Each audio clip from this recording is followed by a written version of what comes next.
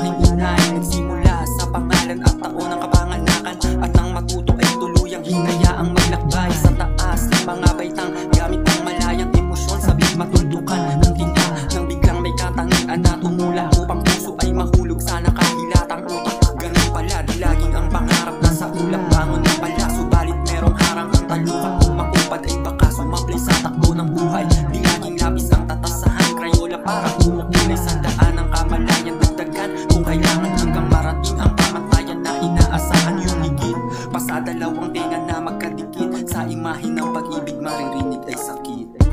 Lagi mong pinapaalala ang halaga ng mga letra, dapat ay binawasto pagkapitin hanggang sa dulo upang makahabang ang buo. Lagi mong pinapaalala ang halaga ng mga letra, dapat ay binawasto pagkapitin hanggang sa dulo upang makahabang ang buo.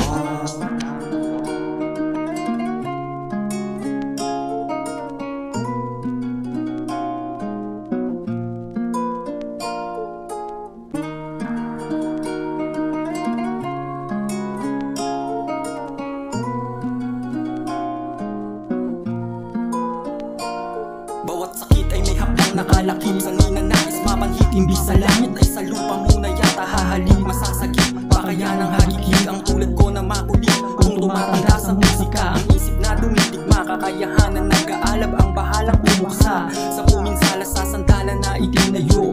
Matupok mang buo, buhok lang ang kulay abo, hip-hop sa dugo, kaya palong-palo kung gumawa. Bilang isip dapat pati lupa ay mapataba, hanggang sa aking pagtanda ay dadalhin na parang saklay, ipapakita na kayang gawin pa rin ang pagbalansa sa daan, upang di sila mahulog sa maling akala na nakakalunod. Kaya palakasin ang pundasyon na tila tuhod, kung mangalay sa larangan ay magpakapagod sa tunay na buhay upang makasulat.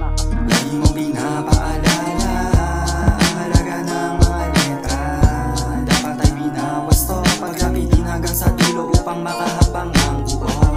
Lagi mong pinapaalala